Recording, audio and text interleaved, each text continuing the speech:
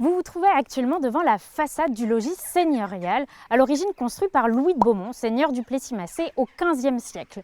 Loin de l'élégante demeure que vous avez aujourd'hui sous les yeux, le premier corps de logis, construit en 1451, était beaucoup plus austère et beaucoup plus sobre. En effet, à cette époque, il n'existait pas de jolies fenêtres à meneaux, ni de belles lucarnes décoratives.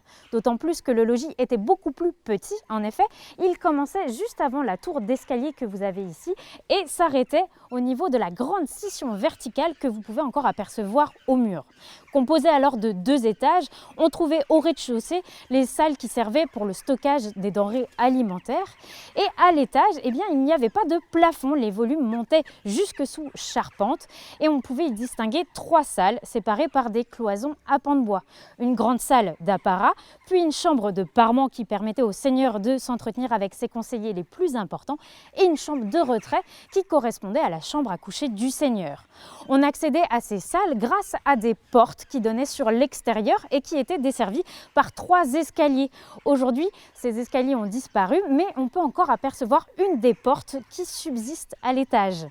Le corps de logis avait été également construit en parallèle des douves et la façade arrière était constituée d'un mur plein puisqu'il servait alors de mur défensif pour se parer d'éventuelles attaques ennemies.